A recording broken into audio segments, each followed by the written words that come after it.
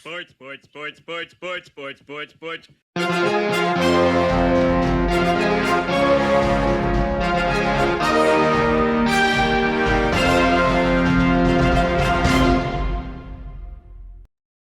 Hey there, sports fans. Welcome to Sportsball, part of the SPDM Crew Podcasting Network. We talk about sports-related topics, but we focus on you, the fan, and what you like, whether it's a sport, team, athlete, sports-related news, or sports-related event. This week, a little bit later than usual, we are talking about the Formula One 2025 end of the year, second half of the year, more like the second, like maybe it's closer to 2/3 because the last time that Adam and I, Adam, hello to you, our resident Formula One expert, a co-host of numerous shows on our network, and just all around friend. Adam, how's it going? It's going pretty well, pretty well. A nice hot and humid summer down here. I'm not sure what you're feeling in the northern part of the planet, but it's stinking hot. It's below 0 Celsius here. It's great. It's great. Right. Love it. Love it. We're hitting like high 90s Fahrenheit, high 90s, and about anywhere between 80 and 95 humidity as well. It's it's been rotten. Lovely. It sounds. So Adam and I last recorded, I believe there were a couple races to go before the mid-season, or the, not mid-season break, but like the little break that Formula One goes on, around the middle of the year. So lots to catch up. After the Belgian Grand Prix, I think, is when we recorded. So why don't we talk about post Belgian Grand Prix and then kind of go from there. So walk me through, as cliche and as kind of lame as it sounds, walk me through the rest of the season. What happened? And let's just go with what happened, and then we'll kind of get some thoughts kind of around the way about how you felt about everything that happened, surprises, all of that stuff. So let's just kind of do a quick recap of what happened the rest of the year. Yeah, okay. So since Belgium, it looked as though Oscar Piastri had a bit of a firm grip on the championship. And 2 races after that, he had a very good grip on the championship, but he had a bit of a bad patch for about 5 or 6 races where he didn't even get on the podium. These were really attributed to, internally from the McLaren team and himself, attributed to circuits that are generally low grip, and Oscar doesn't handle the low grip circuits as well as McLaren. And also that last half of the season, Max Verstappen won 6 of those last 8 or 9 races, purely because Red Bull found something like a really minor upgrade on their floor, I believe, and that helped stabilize the car, and Max was able to drive it a bit more. But also McLaren fumbled the ball a few times for Max to be able to win some of those races as well. They're definitely in McLaren's grasp that they should have won, but they didn't for various reasons, and then it made the actual title chase much closer than it needed to be or should have been, to be perfectly honest. I mean, at the end of the day, McLaren had the dominant car. From the constructors' perspective, they won the constructors' championship by almost 400 points. But Max Verstappen still won the most races out of any driver this year, which was really bizarre. If at the halfway point of this season, Max had 2 wins to, I think, Oscar's 7. And Norris's 5 or 6, and he was nowhere. He was 104 points behind Oscar at a certain point and come home and actually finished in front of Oscar, and it was only 2 points off the actual championship. So it was as an Australian, it was a really stressful time, because obviously I'm rooting for Oscar to win, and the first Australian world champion it would have been in 45 years. So yeah, my feelings on it are bittersweet. Like, I think in hindsight, obviously, if you follow Formula One, you listen to this, Lando Norris won the championship. Ultimately, he probably deserved it in the end, because he did have a great last half of the season. Like, his races in Mexico and Brazil, for example, were just exemplary. In Mexico especially, it was probably his best race weekend of his career, probably, just how dominant he was. Oscar didn't get his groove back until the last 2 races. Qatar, he should have won. The team again, he got screwed over on strategy. Yeah, Oscar had when it come down to line ball decisions, Oscar generally fell on the wrong side of the fence of those line ball moments in the season, where Lando seemed to fall on the right side of the fence when it was like if there was 10 line ball decisions through the year, Lando got the advantage in probably 8 of those. And that's kind of how the season wound up. And yeah, I mean, I have thoughts. I do have thoughts. I still do think. Do you just want to go ahead and share your thoughts on? Yeah, I mean, I do. I do. And obviously, just to anyone listening, I haven't come into this planned. I just, this is all just from the way I felt throughout the season. I should do a Formula One, like a race to race thing, I think, but that's a very saturated market now. But yeah, I think Norris is a bit of a weak world champion. And it's weird to say that he still beat Piastri, but Piastri is still only 82 races into his career. He's still 3.5 seasons or whatnot behind Norris in experience. And to run in that close and to do as good as he did, like Oscar's absolutely in the frame to be one of the greatest drivers of all time. Max probably will go down as the greatest driver of all time. He's certainly one of them. And it took him 5 years to win his first championship. So, yeah, as I said, as an Australian, it's very bittersweet. It was a great season, as I predicted at the very start of our pre-season episode. I said it's going to be a great season, and it really was. We did only have 4 different winners in the year, but those wins were kind of spread out quite evenly. George Russell in Mercedes won 2. But between Norris and Piastri, it was a great battle all the time because it was up and down. There were ifs and buts. The papaya rules caused a lot of controversy, a lot of politics, a lot of on social media. There was a lot of speculation, a lot of arguments, a lot of fights, a lot of toxicity, as is really unusual on social media. You don't see that very often, but it was happening. It was happening in Formula One for some reason this year. Yeah, look, there's obviously some nationality behind it and some biases, but yeah, for sure. Overall, it's going to go down as a very well-remembered season. And the last season for this brand of rules, I know the drivers are very happy to see the end of these cars as well. They didn't enjoy driving them. So we'll get to next year later. But look, overall, a really great season, even though the result didn't land the way I wanted it to land. Does this happen very often where a team makes like a mid-season adjustment like this and then they just kind of not like run the table, but like see a drastic improvement, or not even like a drastic improvement, but you see the results kind of swing in that team's favor? How Red Bull did it? Yeah.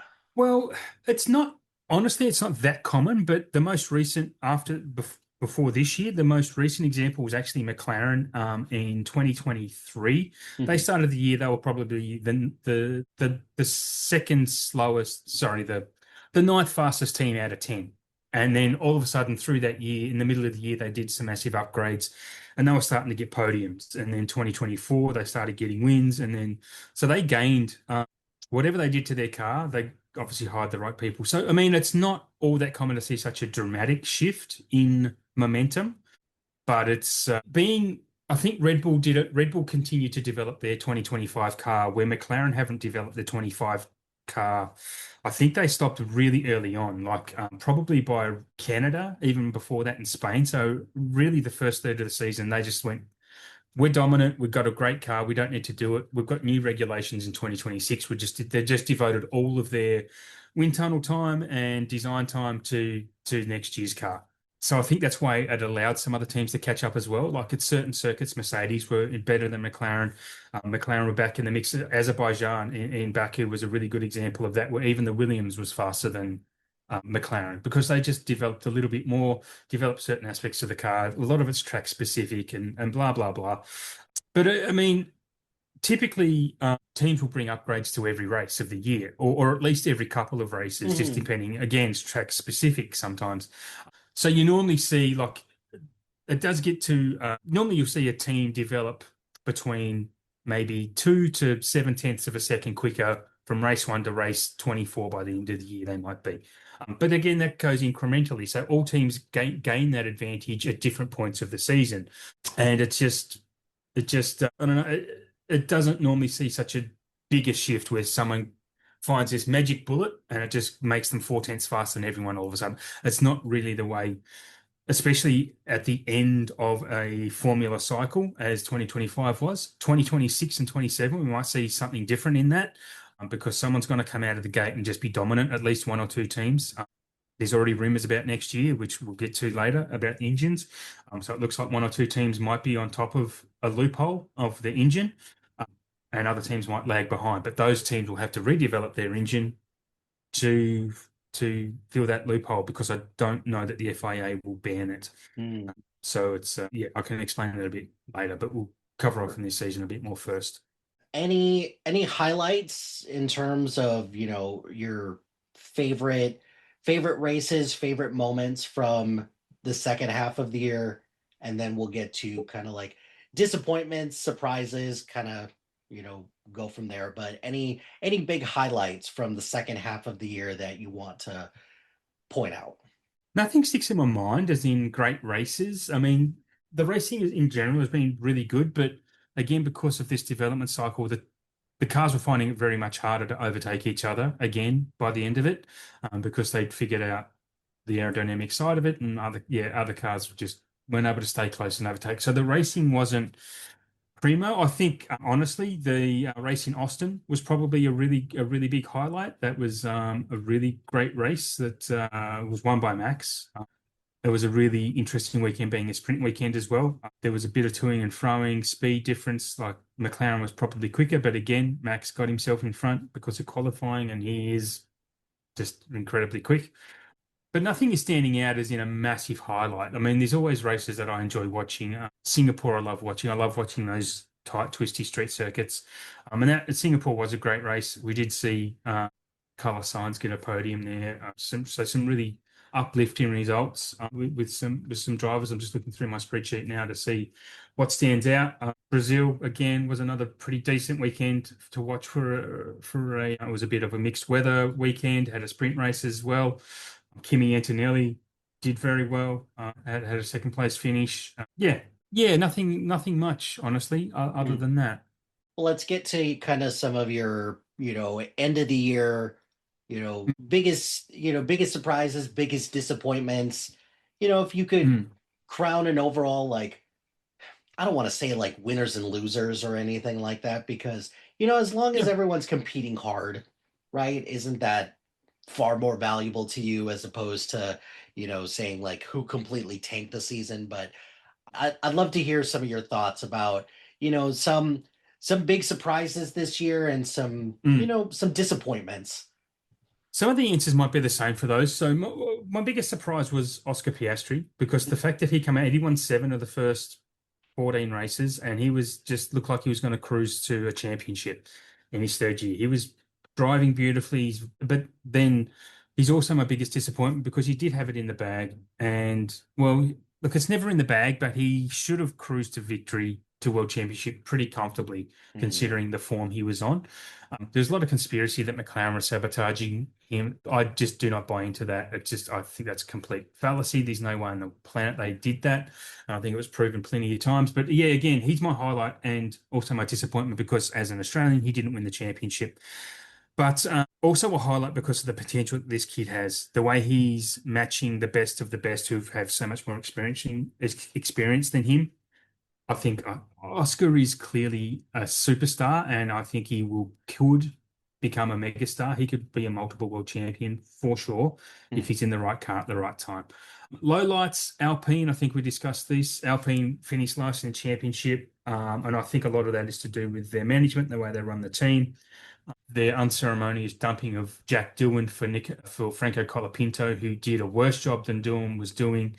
Didn't improve throughout the season. He's there because of his looks, and he's got money behind him in Argentina. Doohan doesn't have that money. Australia just doesn't give money to sports like that, where other nations do. That's the only reason Colapinto got re-signed for next year. It really bugs me, because he's just not good. He's not good at all. The Argentinian is going to hunt me down, but that's fine. I am entitled to that correct opinion. So Alpine were a disappointment, but for many reasons, as well as off track, to be honest. Also, Aston Martin, bit of a disappointment considering where they are, but again, they're focusing on the next set of regulations. The fact that Lance Stroll is still out there racing, losing to a 44-year-old driver is phenomenal, in my opinion, and losing comfortably to him. I just don't understand why he's still out there. I mean, I know why he's out there, but I don't understand why he is. because he doesn't need to be doing what he's doing. He doesn't seem at all interested in racing, doesn't seem at all interested in the sport. Every time you see him in an interview, he looks grumpy. He's very surly. He's just completely disinterested. And you can see it in his driving. It seems like he's out there for his dad who owns the team and whatnot. Highlights, Rookie of the Year is a tough one. Kimi Antonelli probably gets the biscuits for that because he was in the better team. He got a few podiums. But you look at Isaac Hadjar, who I was a big fan of when he was coming through the junior formulas. I knew he was going to be great. He's been signed to the main Red Bull team next year. He was also awesome. I think I spoke at the start of the year how Bortoletto would probably get on top of Hulkenberg, and he did by mid-season, especially in the qualifying. He out-qualified Hulkenberg 13 to 11, I believe, in the season, and Hulkenberg's known for his qualifying. He's a very quick one-lap guy, and the fact that Bortoletto beat him in that head-to-head is really impressive. Ollie Behrman kicked the shit out of Ocon. The points don't reflect that.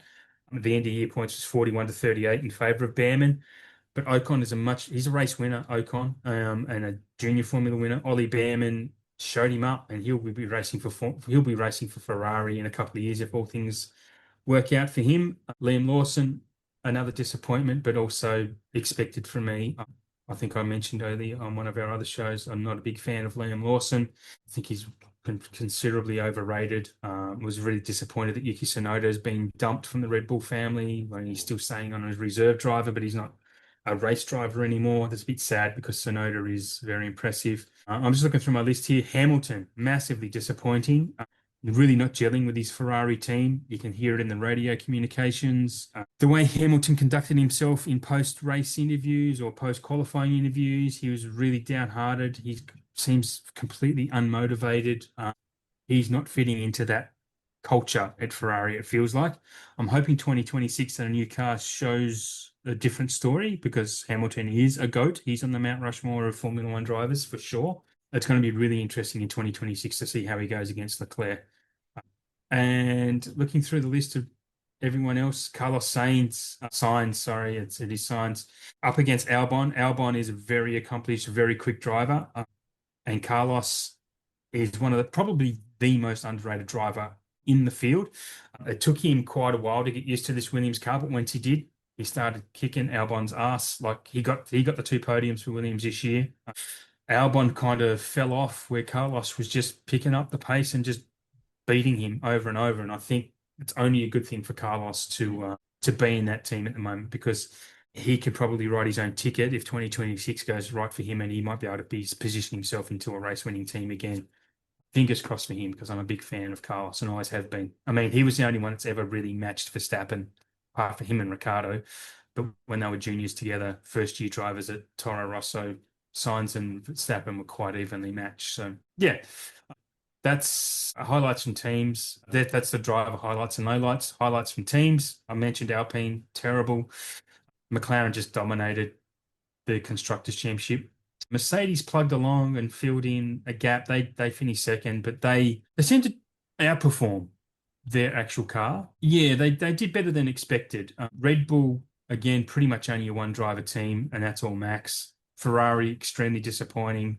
They seem to give up and probably focus on 2026 as well very early on in the year. So that might explain some of their falling off the radar as well. But otherwise, everything else kind of turned out the way I would have expected. I mean, Racing Bulls, Toro Rosso, AlphaTauri, all those, that same team, they did quite well. They with thanks to Isaac mainly. Lawson did get a few points, but they did pretty well in the constructors, and they finished, I think, the highest they have done in quite a while. I think they were 6th, 7th, maybe 6th actually. Yeah, they were 6th. They beat Aston Martin. They beat teams with a much bigger budget, much better drivers. Honestly, much more experienced and seasoned drivers than what they have. So yeah, Toro Rosso did a really great job. One last question for you about this season, and then we'll kind of put a bow on the 2025 season and start to look forward to 2026. I asked you a little bit about, the impact that like Drive to Survive has had on F1 ever since Netflix started, broadcasting that.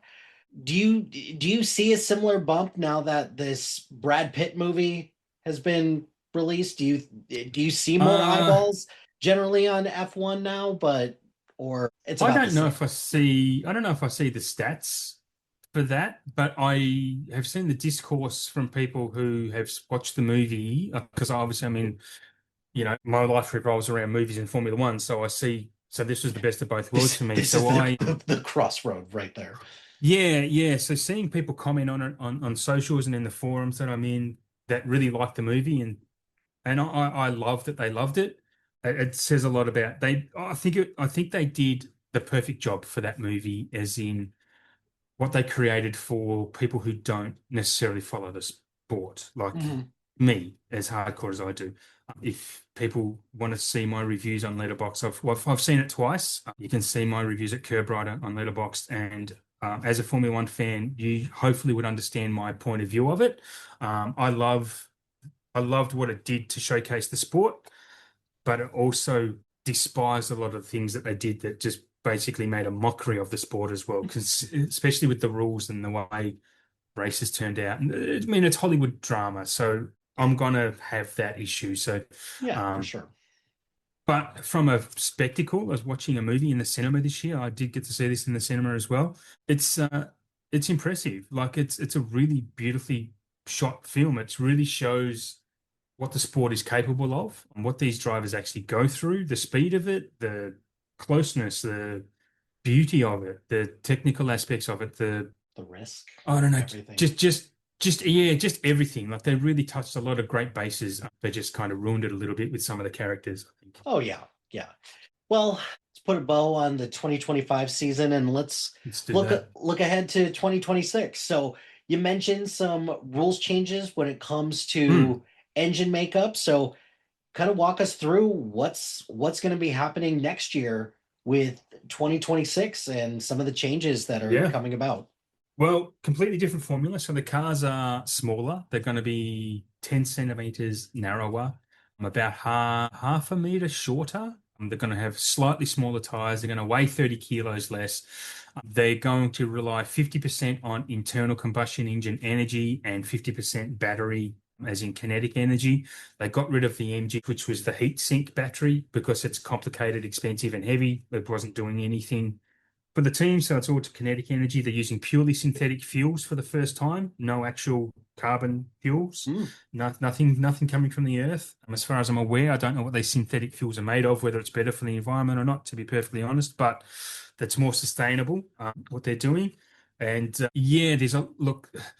DRS is being removed, so they're actually moving to the front and the rear wing will both go into what they're calling now, it's going to be called an overtake mode and a corner mode. So basically, on any straight, the drivers will be able to reduce the drag on their front and rear wing so they go faster.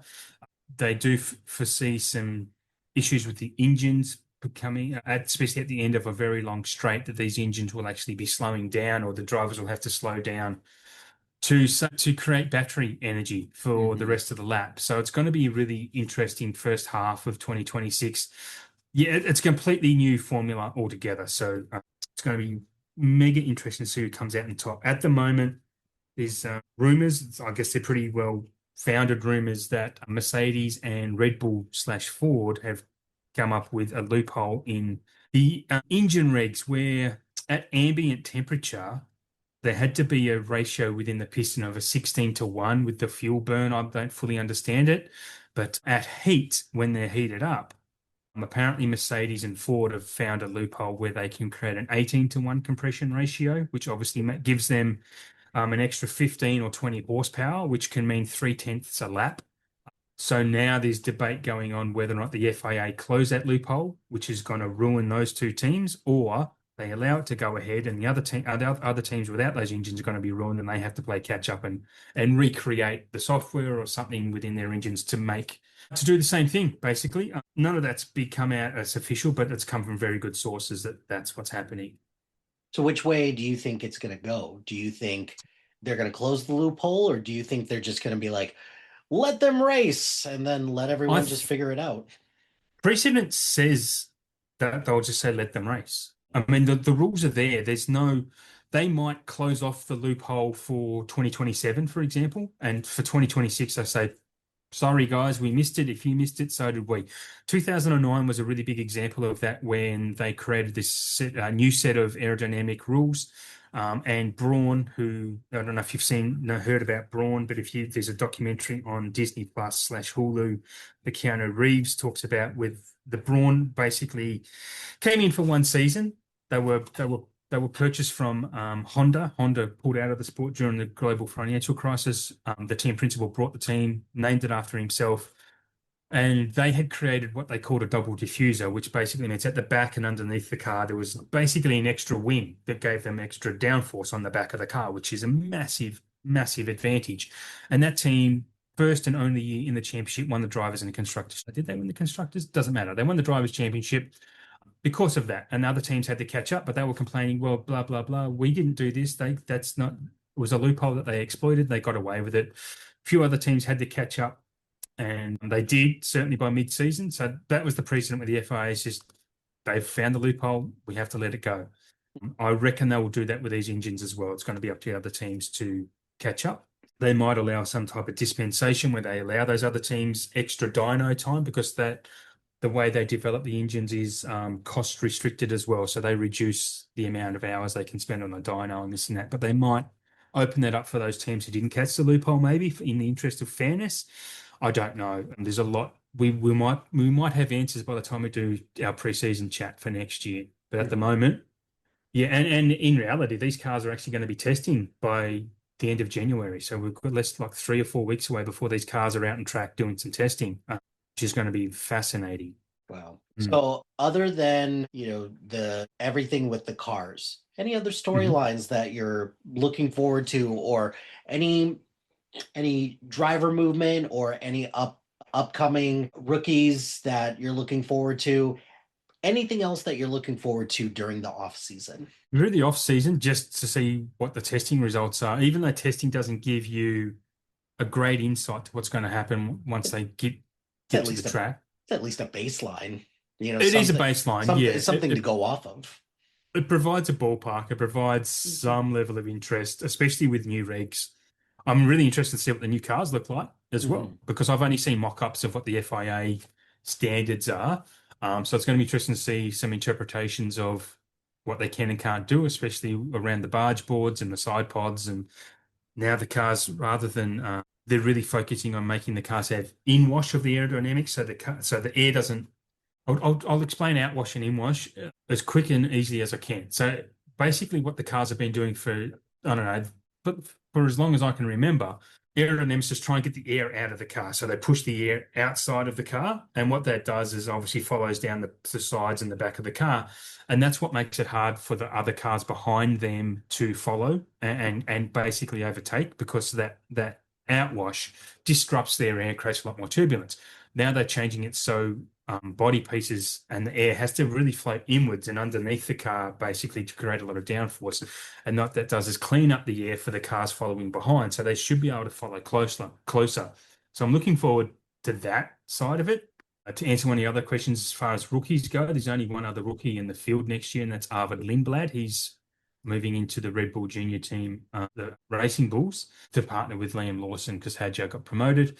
I'm really keen to see how Hadjar does against Verstappen. I don't think he'll do well, honestly. But again, if Red Bull build a car that's not built just for Max, if it's just a standard car, Hadjar might do really well and might give himself a really good name.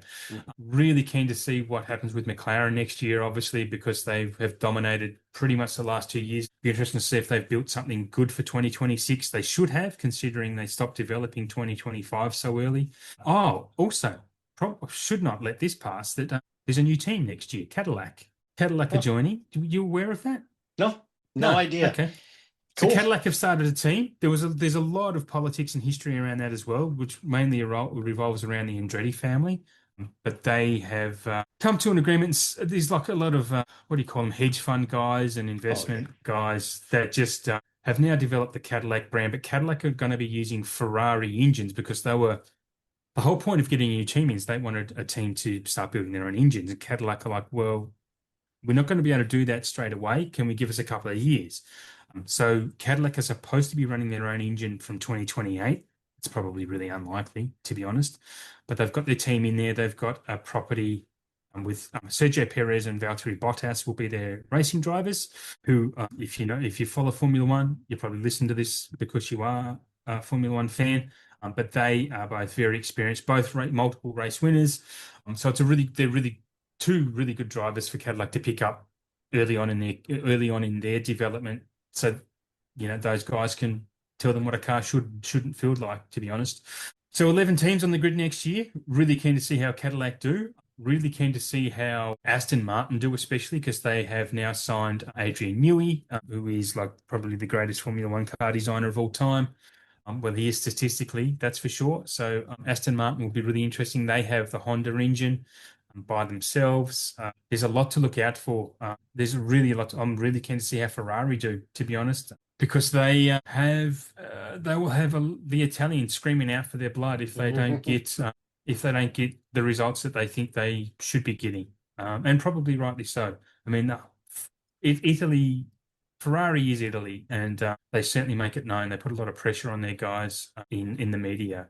I don't know if I've missed anything that you asked me there, but I seem to have just ranted for a while. No, it's just anything else that you were looking forward to, because it seems like next year is going to be a big year for the cars, and just looking to see just anything else that you're looking forward to generally in the off season, because I know that you follow everything very closely, and what you mentioned before about testing and the results that come out from testing, I know that you're going to be looking forward to that. And my God, when this post, that'll be about like a month away, when maybe even a little bit less than that, when results for testing start to come out. But similar schedule next year as opposed to years past.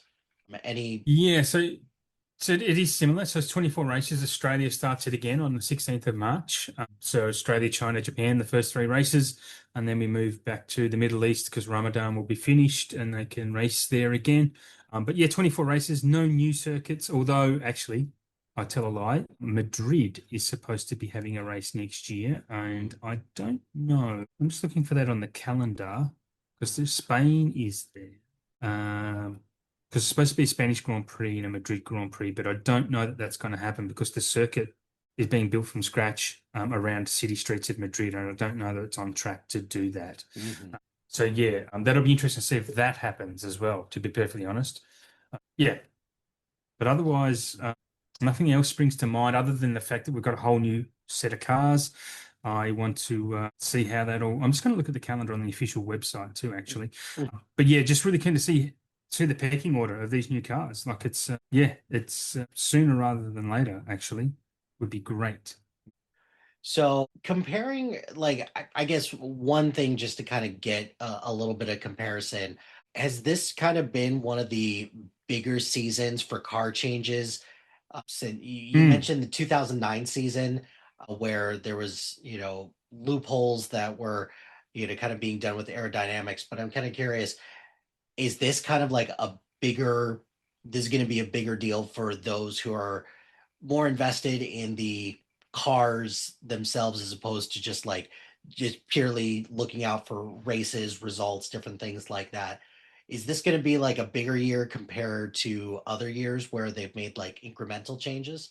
This is actually technically the biggest sporting change in the history of the sport with what they're doing with the engines, the car, with next year, we've got all new engines, all new cars, all new, just complete all new fuel. As I mentioned, the synthetic fuel before. That's never happened in the history of the sport before.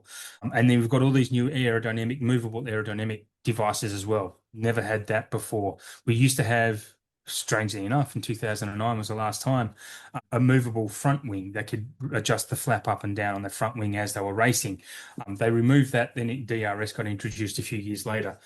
And this year now both wings will be able to change. It's going to be hectic for the drivers in the cockpit, honestly. They're going to have to be pushing so many buttons. There's a lot for them to figure out.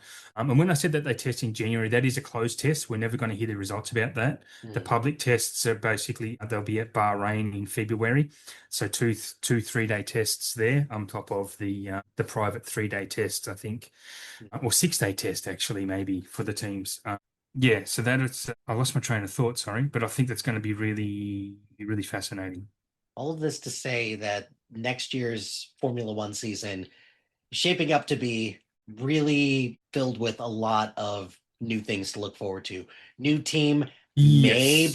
maybe a new track, but between the new team and new everything when it comes to the cars, it's probably shaping up to be, one of the more exciting ones, especially for a fan who's been following Formula One as long as you have.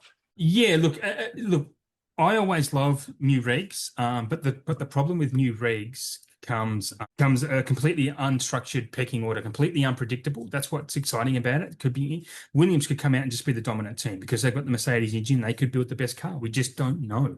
They probably don't have the infrastructure for it. But what normally happens though, there's going to be one or two teams that just dominate. That's what normally happens. But in saying that, the fact that Mercedes have supplying 5 teams with engines, including themselves, it could be 5 teams just fighting for it, and the rest it can sometimes become like a different formula. There could be seconds between fastest lap times. Like when you get the qualifying, for example, this year, but first and 10th could have been separated by half a second between first and 10th. When I was following the sport in the 90s, a driver who finished on pole could be a full second ahead of the person who's third on the grid, for example. A second on the grid now means first or 18th.